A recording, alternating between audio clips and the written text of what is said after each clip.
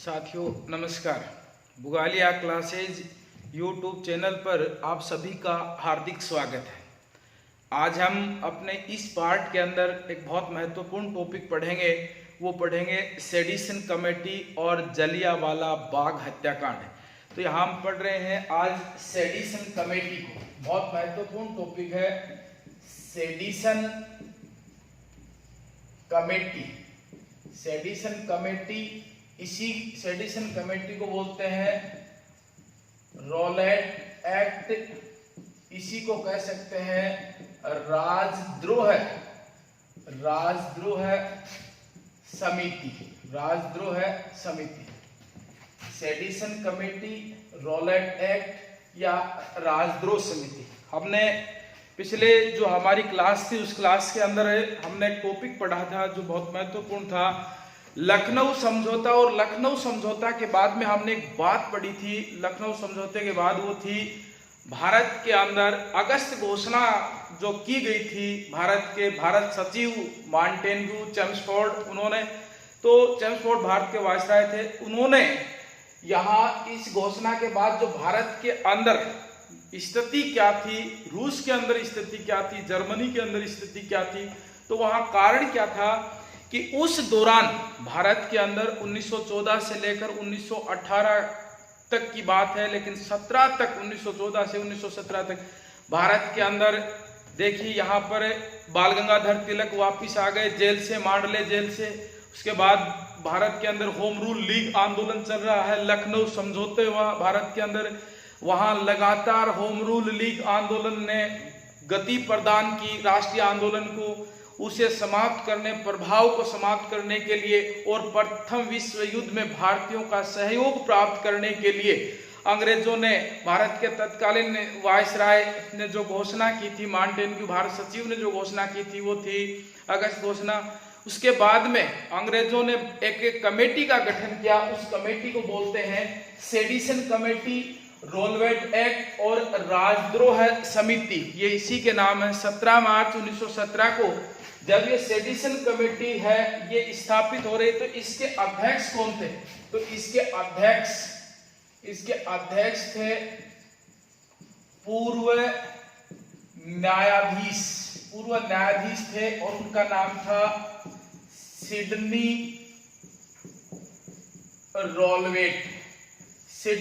Rowlatt. और इसी Sydney Rowlatt को ही भारत के अंदर जो ये रॉलेट एक्ट है, यहाँ रॉलेट एक्ट, इसी को बोलते हैं सेडिशन कमेटी, रॉलेट एक्ट, राजद्रोह समिति। अध्यक्ष कौन थे? पूर्व न्यायाधीश थे और उन्होंने यहाँ भारत के अंदर इसके अध्यक्ष बने, ये न्यायाधीश थे। इसी सिडनी न्यायाधीश को कई जगह न्यायाधीश भी लिखा कि ये उस समय न्यायाधीश थे, तो आप इसको अध्यक्ष सिडनी रॉलेट को मानिए। यहाँ सिडनी रॉलेट थे। तो ये इसको स्थापित क्यों की गई, इसको स्थापित करने से क्या इनको फायदा था, उसके बारे में हम अध्ययन करेंगे। तो यहाँ उद्देश्य क्या था, इनका उद्देश्य क्या था? सिडनी रॉलेट की ये जो कमेटी थी, सेडिशन कमेटी, उसका उद्देश्य क्या था? भारत में राजनीतिक आतंकवाद, पंजाब, विशेष रूप से इन्होंने कहां फोकस रखा? पंजाब और पूर्वी भारत का जो बंगाल था, उस पूर्वी भारत के उस बंगाल और बंगाल के साथ साथ रूस, जर्मनी की जो बोल्शेविक सरकार थी, उनका मूल्यांकन करना। मतलब सेडिशन कमेटी का उद्देश्य क्या था? उद्देश्य यह था भारत में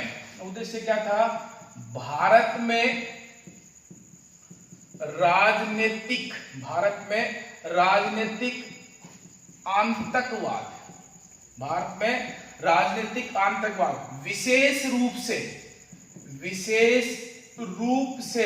पंजाब और पूर्वी जो भारत है, इस भारत का बंगाल, इस पूर्वी भारत का जो ये बंगाल है, इनमें जो राजनीतिक घटनाक्रम, राष्ट्रीयता की भावना थी वो, और जर्मनी, उधर रूस, बोल्शेविक जो थी वहां, उनके मध्य क्या आपस में संबंध थे, उनका मूल्यांकन करना था। यहाँ क्यों ये घटनाएं बढ़ रही।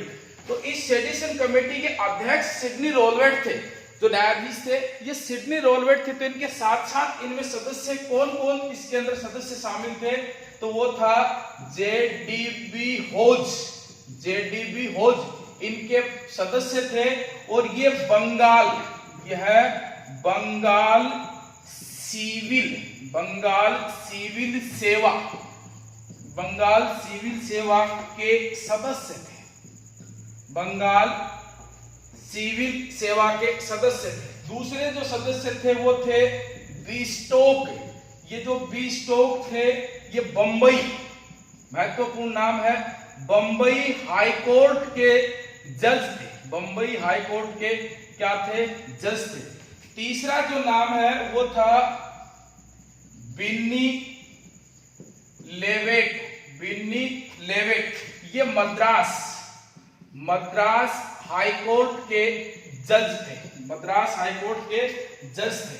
इसके बाद में है सीवी कुमार, ये नाम बहुत महत्वपूर्ण है, सीवी कुमार स्वामी, सर सीवी कुमार स्वामी भी इसको बोल सकते हैं।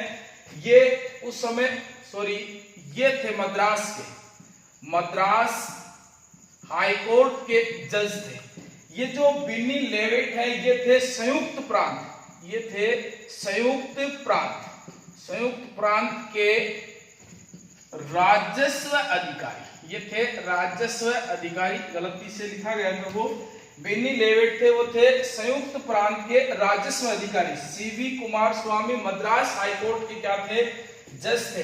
और एक था वो था पीसी मेटा, ये था बंगाल विधान परिषद, बंगाल विधान परिषद, बंगाल विधान परिषद का क्या था, सदस्य था। बहुत महत्वपूर्ण है यहाँ ये कथन, यहाँ ये जो सिडनी रोलवेट की जो सेडिशन कमेटी रोलवेट एक्ट राजद्रोह समिति अध्यक्ष थे, इनका भारत में उद्देश्य क्या था, या भारत में नहीं, ये भारत के अलावा विश्व में भी बहुत महत्वपूर्ण था। भारत में तो राजनीतिक आतंकवाद हमें याद रखना है, पंजाब और पूर्वी बंगाल हमें पता ही है, राष्ट्रीयता की भावना सबसे अधिक बंगाल में जागृत होती थी। उधर पंजाब, उधर रूस, जर्मनी, रूस के अंदर बोल्शेविक जो दल थे उनके आपस के जो संबंध थे उनका मूल्यांकन करना इसका उद्देश्य था।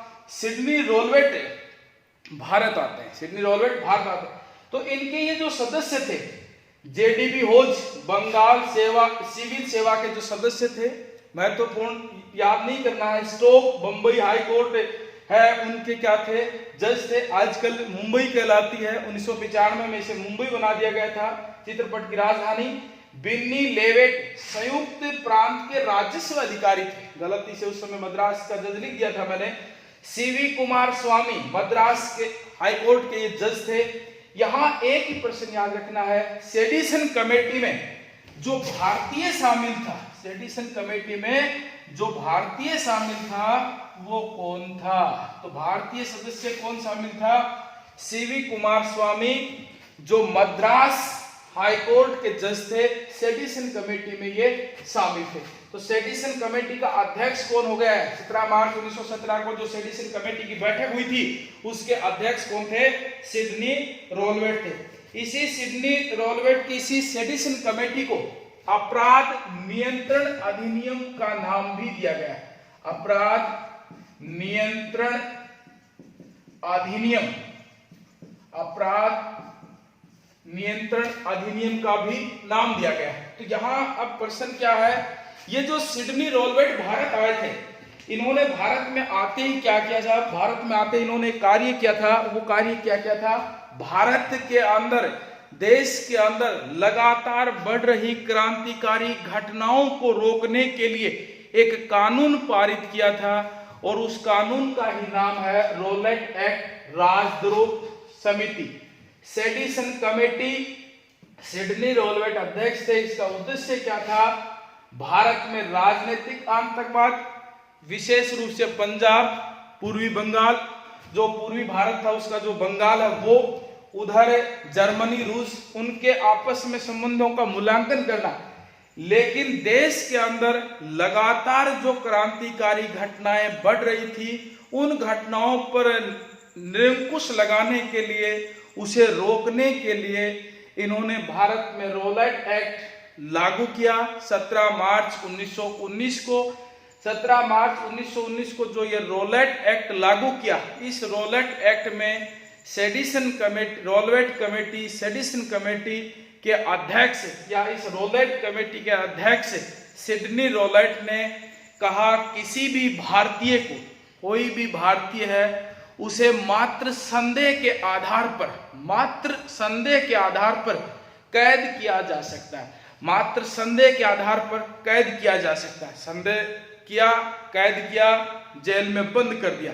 संदेह के आधार पर कैद किया जा सकता, जिसे 2 वर्ष तक कैद कर सकते थे। इसके लिए न तो कोई अपील होगी, न कोई दलील होगी, न कोई कानून होगा। यानी कि सेडिशन कमेटी जो भारत के अंदर बनी थी, इस सेडिशन कमेटी के अंदर न तो कोई अपील होगी, न कोई दलील होगी, न कोई इसका वकील होगा। 2 वर्ष तक इसे कैद करना पड़ेगा। इसका भारतीयों ने विरोध किया। मोतीलाल नेहरू ने भी इस शब्द को काम में लिया, कहा कि ये न तो कोई अपील है इसमें, न कोई दलील है, न कोई इसमें यहाँ वकील है। इस प्रकार के शब्द काम में लिए। लेकिन महात्मा गांधी ने, महात्मा गांधी भारत आ चुके हैं 9 जनवरी 1915 को ही।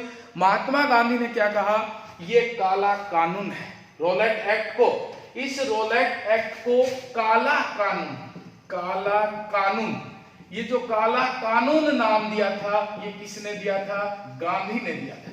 काला कानून, महात्मा गांधी ने इसे क्या कहा? काला कानून है। और इसी रोलेट एक्ट या रोलेट एक्ट के विरुद्ध में पूरे देश के अंदर 6 अप्रैल को हड़ताल रखी गई। 6 अप्रैल को पूरे देश के अंदर हड़ताल रखी गई। तो भारत के अंदर पहली बार पूरे देश के अंदर हड़ताल कब रखी गई थी? 6 अप्रैल को पूरे देश के अंदर हड़ताल रखी गई। यहाँ हड़ताल रखी गई, इसका विरोध हुआ। इस रोलेट एक्ट या इस सेडिशन कमेटी, राजद्रोह कमेटी है, इसके तहत क्या होता है, यहाँ 2 व्यक्ति हैं, उनका नाम है डॉक्टर सत्यपाल यादव और सैफुद्दीन किचलू। डॉक्टर सत्यपाल यादव और सैफुद्दीन किचलू को कैद कर लिया जाता है। डॉक्टर सत्यपाल यादव, 2 व्यक्तियों को कैद किया गया था, डॉक्टर सत्यपाल यादव और दूसरा सैफुद्दीन किचलू, इन्हें कैद कर लिया गया। डॉक्टर सत्यपाल यादव और सैफुद्दीन किचलू को कैद कर लिया गया। यहां भारतीयों ने इस रोलेट एक्ट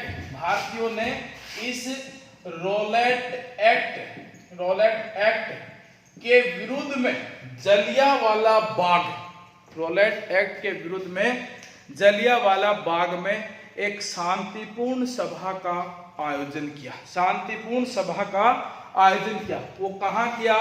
जलियांवाला बाग में, पंजाब के अमृतसर में स्थित जलियांवाला बाग में, पंजाब के अमृतसर में स्थित जलियांवाला बाग में, और एक शांतिपूर्ण सभा का आयोजन किया। तो वो जलियांवाला बाग हत्याकांड देखते हैं। जलियांवाला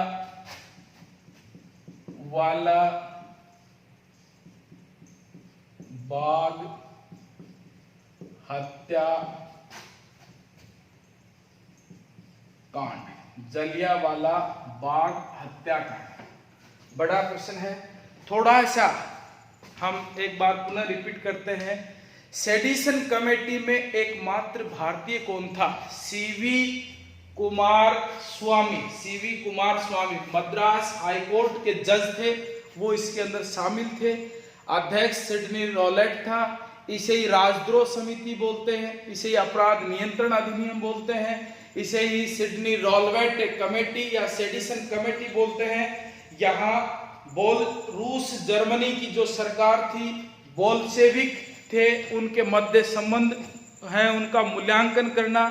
भारत के अंदर जो राजनीतिक आतंकवाद बढ़ रहा था पंजाब और पूर्वी भारत के बंगाल में, उनके मूल्यांकन करना और उसी के तहत उस समय भारत में लगातार अंग्रेजों के विरुद्ध जो भावनाएं बढ़ रही थी उसको रोकने के लिए, उन क्रांतिकारी घटनाओं को दबाने के लिए यहाँ रोलेट एक्ट है वो पारित किया गया सिडनी रोलवेट के द्वारा।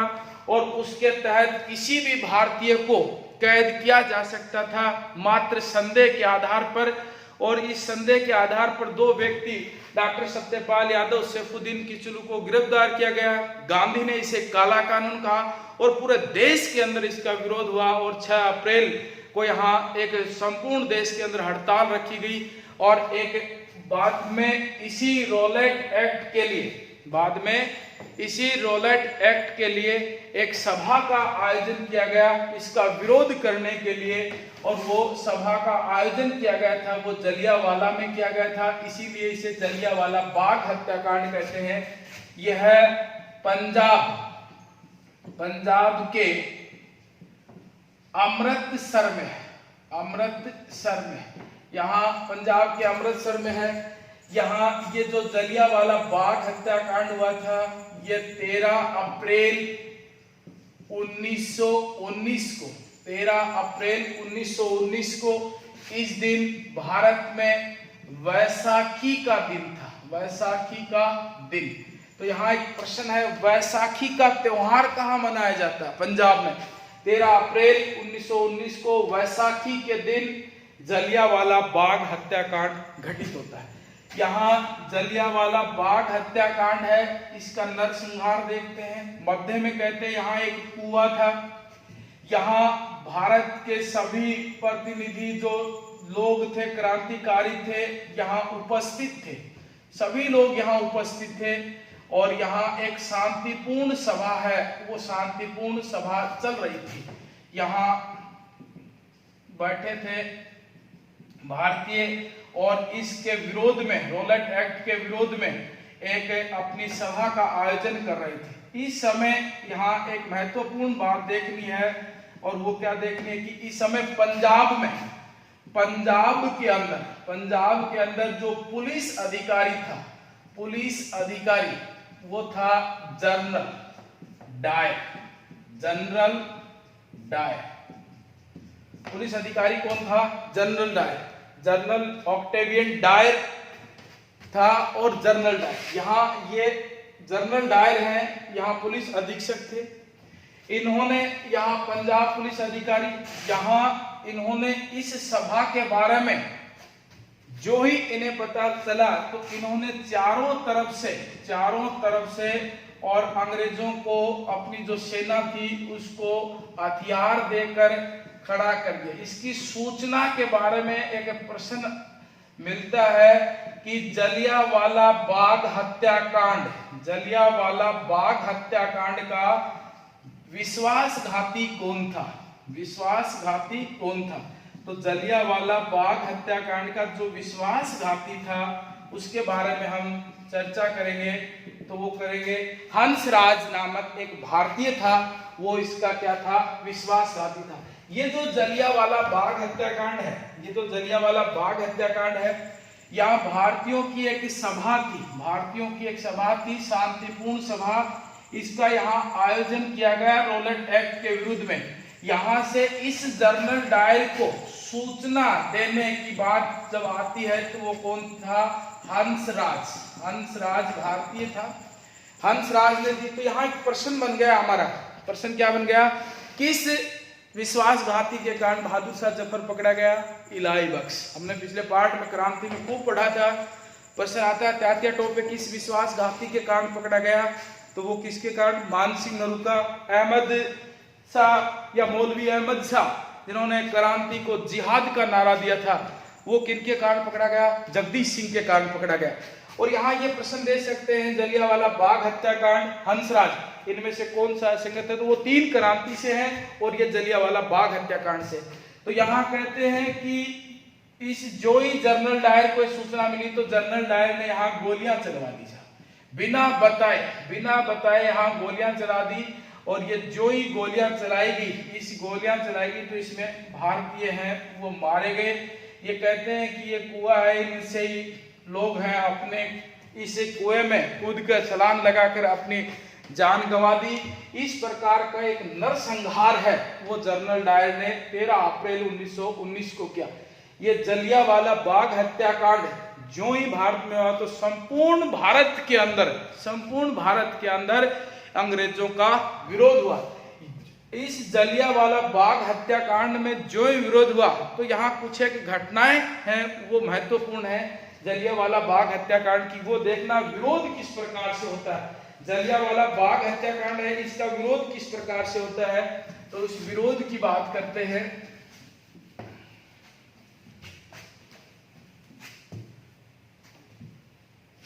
जलियांवाला बाग हत्याकांड की, तो इस जलियांवाला बाग हत्याकांड की प्रतिक्रिया होती है, इसकी जो प्रतिक्रिया होती है किसकी, जलियांवाला बाग हत्याकांड की। जलियांवाला बाग हत्याकांड, जलियांवाला बाग हत्याकांड की साथियों जो प्रतिक्रिया होती है वो महत्वपूर्ण है और वहीं से ही प्रश्न आते हैं। इनकी प्रतिक्रिया किस प्रकार से होती है, यहां हम देखेंगे कि भारत में प्रतिक्रिया या भारत में विरोध, और उधर भारत में विरोध हो रहा, इधर ब्रिटेन से क्या क्या कार्य किए गए भारतीयों के लिए कि इस जलियांवाला बाग हत्याकांड का जो संपूर्ण समूचे विश्व में इनका विरोध हुआ था इसके लिए। तो भारत में देखते हैं सबसे महत्वपूर्ण क्या है, सबसे महत्वपूर्ण है एक व्यक्ति, उसका नाम है रविंद्रनाथ टैगोर। ये वही रविंद्रनाथ टैगोर की बात कर रहे हैं जिन्होंने भारत में बंगाल विभाजन के विरुद्ध राखी दिवस मनाया था, अमार सोनार बांग्ला इन्होंने गीत लिखा था। तो रविंद्रनाथ टैगोर ने सर नाइटहुड की उपाधि जो अंग्रेजों द्वारा प्रदान थी वह वापिस लौटा दी। तो भारत में विरोध किस प्रकार से हुआ कि रविंद्रनाथ टैगोर ने सर या नाइटहुड की उपाधि है वो वापिस लौटा दी। अब यहाँ प्रश्न दूसरा है वो क्या है, वो ये है वायसराय कमेटी है के सदस्य। अब यहाँ प्रश्न ये है कि वायसराय कमेटी की बात आते हैं तो वायसराय कमेटी में शामिल होने वाला प्रथम भारतीय कौन था, एसपी सिन्हा, सत्येंद्र प्रसाद सिन्हा। हमने पिछले हमारे इस वीडियो में देखा था, पढ़ रहे थे हम, जो पिछला पार्ट पढ़ रहे थे मार्ले मिंटो सुधार अधिनियम, मिंटो की जो वायसराय कमेटी थी उसमें शामिल होने वाला प्रथम जो सदस्य था वो एसपी सिन्हा था, जबकि मार्ले जो भारत सचिव था उस भारत परिषद में शामिल होने वाले हुसैन बिलग्रामी एक बड़ा नाम था, और एक था केजी गुप्ता, बालकृष्ण गुप्ता, 2 सदस्य शामिल हुए थे। तो यहाँ प्रश्न पूछ सकता है कि ये जो जलियांवाला बाग हत्याकांड है 13 अप्रैल 1919 को, ये जो जलियांवाला बाग हत्याकांड है इस समय वायसराय कमेटी में शामिल भारतीय कौन था, तो भारतीय था उसका नाम है शंकर नायर। इस शंकर नायर ने अपने पद से इस्तीफा दे दिया। तो प्रश्न आएगा कि वह भारतीय कौन था जो वायसराय कमेटी में शामिल था, जलियांवाला बाग हत्याकांड के विरोध में उन्होंने अपने पद से इस्तीफा दे दिया। तो अपने पद से इस्तीफा किसने दे दिया था, वो दे दिया था शंकर नायर ने। अपने पद से इस्तीफा किसने दे दिया था, शंकर नायर। इधर ब्रिटेन में क्या हो रहा है, एक व्यक्ति है विसेंट चर्चिल। ये वही चर्चिल है जिन्होंने महात्मा गांधी को अर्धनंगन फकीर कहा था। इन्होंने इसे पैशाचिक या राक्षस कांड कहा। जलियांवाला बाग हत्याकांड को पैशाचिक कांड या राक्षस कांड की संज्ञा किसने दी थी, तो विसेंट चर्चिल ने दी थी। अंग्रेजों का जो विरोध हुआ तो इन्होंने यहाँ एक कमेटी बनाई और उस कमेटी का नाम था हंटर कमेटी। कौन सी कमेटी थी, हंटर कमेटी। क्वेश्चन आएगा जलियांवाला बाग हत्याकांड की जांच हेतु, जलियांवाला बाग हत्याकांड की जांच हेतु अंग्रेजों द्वारा जो कमेटी स्थापित की गई थी उसका नाम था हंटर कमेटी। तो और इसके अध्यक्ष कौन थे? इस हंटर कमेटी के अध्यक्ष कौन थे? वो थे डब्ल्यू हंटर। अंग्रेजों ने भारत में जो भी कमेटियां बनाई हैं लगभग ये उन्हीं के नाम पर है। इसी डब्ल्यू हंटर के पर्सन बहुत महत्वपूर्ण है, वो है इन्होंने एक पुस्तक लिखी थी, उसका नाम था भारतीय मुसलमान। इन्होंने एक पुस्तक लिखी थी, उसका नाम था भारतीय मुसलमान, भारतीय मुसलमान। और इस भारतीय मुसलमान पुस्तक में इन्होंने क्या लिखा था? ये लिखा था कि 1857 की क्रांति जैसा आगामी विद्रोह यदि होगा तो वो किस वर्ग से होगा? वो हिंदू वर्ग से होगा, न कि मुस्लिम वर्ग से। तो इस डब्ल्यू हंटर को इस हंटर कमेटी का अध्यक्ष बनाया गया। इस डब्ल्यू हंटर ने और अपनी रिपोर्ट प्रस्तुत करता है। डब्ल्यू हंटर क्या करता है? अपनी रिपोर्ट प्रस्तुत करता है। इसमें क्या कहता है डब्ल्यू हंटर? बहुत महत्वपूर्ण बात है। क्या कहता है कि इसके अंदर 379 सदस्य मारे गए, 379 सदस्य मारे गए। अब यहाँ इतने सदस्य मारे गए और लगभग इतने ही सदस्य घायल हुए हैं। जनरल डायर ने जो कार्य किया है वो कर्तव्यता निष्ठापूर्ण किया। कर्तव्यता को ध्यान में रखते, कर्तव्यता तो था इनका कि संदेह के आधार पर कैद कर सकते हैं, गोली मार दी इन्होंने। संदेह करने की बात थी, कैद करने की बात थी, इसने गोलियां चला दी, निहत्थे भारतीयों पर गोलियां चला दी और यहाँ बिना बताए इन्होंने गोलियां चला दी। तो इसने क्या कहा? जो भी कार्य किया वो कर्तव्यता और पूर्ण रूप से ईमानदारी से किया।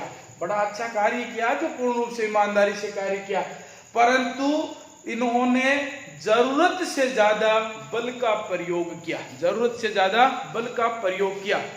और इसी जो इसकी रिपोर्ट थी, इसी के आधार पर जनरल डायर को, इसी की जो थी उसमें जनरल डायर, इस जनरल डायर को गद्दी से हटा दिया गया। इन्होंने क्या कहा? डब्ल्यू हंटर ने क्या कहा? डब्ल्यू हंटर ने कहा कि इसमें 379 भारतीय मारे गए।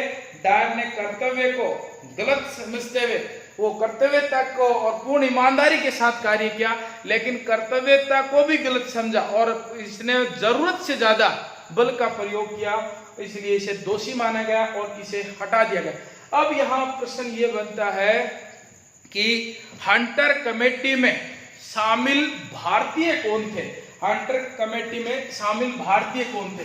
तो इस हंटर कमेटी में, हंटर कमेटी, ये जो हंटर कमेटी है इसमें हंटर कमेटी में शामिल भारतीय, हंटर कमेटी में शामिल भारतीय, हंटर कमेटी में शामिल भारतीय कौन कौन है? तो इसके अंदर 3 भारतीयों का नाम है, वो बहुत महत्वपूर्ण है। तीनों के नाम याद रखने हैं। पहला जो इस हंटर कमेटी में था वो व्यक्ति था, उसका नाम था चिमनलाल शीतलवाड़, चिमनलाल शीतलवाड़। एक था साहबजादा अहमद और एक व्यक्ति का नाम था वो था जगत नारायण। ये 3 भारतीय थे, वो इसके अंदर शामिल थे। चिमनलाल शीतलवाड़, साहबजादा अहमद, जगत नारायण, ये थे। तो आप प्रश्न पूछ सकते हैं कि निम्नलिखित में से कौन सा तथ्य असंगत है, और क्वेश्चन में दे देंगे हंटर कमेटी। तो हंटर कमेटी में प्रश्न ये भी दे सकते हैं कि हंटर कमेटी में शामिल भारतीयों में से कौन सा नहीं है। 3 नाम याद रखने हैं, चिमनलाल शीतलवाड़, साहबजादा अहमद, जगत नारायण। ये अंग्रेजों की तरफ से थी हंटर कमेटी। यहाँ अंग्रेजों में एक अंग्रेज था विंस्टन चर्चिल, उसने क्या कहा? ये पेशाची कांड या राक्षस कांड है। डब्ल्यू हंटर ने कहा कि कर्तव्यता है, इसके लेकर इसने कार्य किया, लेकिन जरूरत से ज्यादा इसने बल का प्रयोग कर दिया। प्रयोग करता लेकिन जरूरत से ज्यादा कर दिया इसने, इसलिए ये भारतीय यहाँ मारे गए। अब यहाँ प्रश्न बनता है कि इनमें शामिल भारतीय कौन थे? तो शामिल भारतीय चिमनलाल शीतलवाड़, साहबजादा अहमद और जगत नारायण। यहाँ अगला जो तथ्य बनता है साथियों, वो क्या बनता है कि भारतीयों के अंदर जो ये रविंद्रनाथ टैगोर ने अपनी उपाधि लौटा दी, इस्तीफा दे दिया। वायसराय कमेटी के सदस्य शंकर नारायण ने क्या दे दिया, यहाँ से त्याग पत्र दे दिया। और यहाँ अब इसको जो ही त्याग पत्र दे दिया तो भारत से भी एक कमेटी बनाई गई और वो थी तहकीकात कमेटी। तहकीकात कमेटी, ये जो तहकीकात कमेटी बनाई गई थी इसका अध्यक्ष कौन था, ये बहुत महत्वपूर्ण है। अध्यक्ष कौन था, तो अध्यक्ष था मदन मोहन मालवीय। मोहन मालवीय, गांधी जी इनके समर्थक थे। मदन मोहन मालवीय, गांधी जी के कहने पर इन्हें अध्यक्ष बनाया गया। इसमें स्वयं गांधी जी सदस्य थे। इस तहकीकात कमेटी में गांधी जी स्वयं सदस्य थे। बदरुद्दीन तैयब भी था, CR दास। यहाँ इसमें सदस्य कौन कौन थे, ये तो अध्यक्ष थे, सदस्य कौन था, CR दास। CR दास था। उसके बाद में बदरुद्दीन तैयब भी था। बदरुद्दीन तैयब, बदरुद्दीन, CR दास, बदरुद्दीन तैयब और ML नेहरू, मोतीलाल नेहरू और स्वयं गांधी भी इसके सदस्य थे। ये इसके सदस्य थे। लेकिन अध्यक्ष कौन था, अध्यक्ष कौन था, वो था मदन मोहन मालवीय। यहाँ इस मदन मोहन मालवीय जो इसका अध्यक्ष था, इन्होंने कहा कि इसकी जांच करने के बाद कहा कि इसमें हजारों भारतीय मारे गए। और यहाँ से अब प्रश्न क्या, इसकी रिपोर्ट आ गई, हजारों भारतीय मारे गए। अब मारे गए, इतने घायल हो गए, सजा किसको होनी है, जनरल डायर को होनी है। जनरल डायर को गद्दी से कहां से हटा दिया गया, गद्दी से यहीं से हटा दिया गया। कहां से हटा दिया गया, हंटर कमेटी ने रिपोर्ट दे दी। अब यहाँ प्रश्न क्या बनता है, जो ही इस डब्ल्यू हंटर को इस रिपोर्ट के बाद जनरल डायर को गद्दी से हटाया गया, तो यहाँ ब्रिटेन के जो समाचार पत्र थे, ब्रिटेन के जो समाचार पत्र थे, समाचार पत्र, इस समाचार पत्र में जनरल डायर जो वापस गया तो क्या कहा गया कि ब्रिटिश साम्राज्य का रक्षक आज ब्रिटेन आ रहा है। ब्रिटिश साम्राज्य का रक्षक की उपाधि किसे प्रदान की गई, वो की गई थी जनरल डायर को। किसने कहा, समाचार पत्रों में।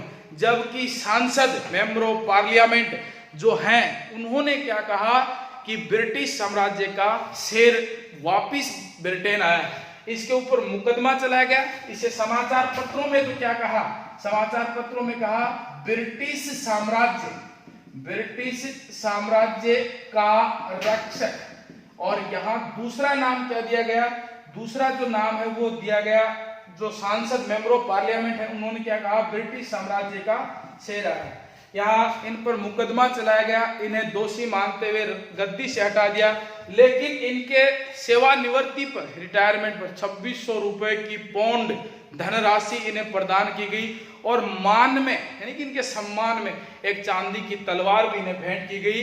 और इसी जनरल डायर को 13 मार्च 1940 को, 13 मार्च 1940 को, 13 मार्च 1940 को उधम सिंह ने ब्रिटेन में ही और पार्लियामेंट के सामने इन्हें गोली मार दी जाती है और इसकी हत्या कर दी जाती है।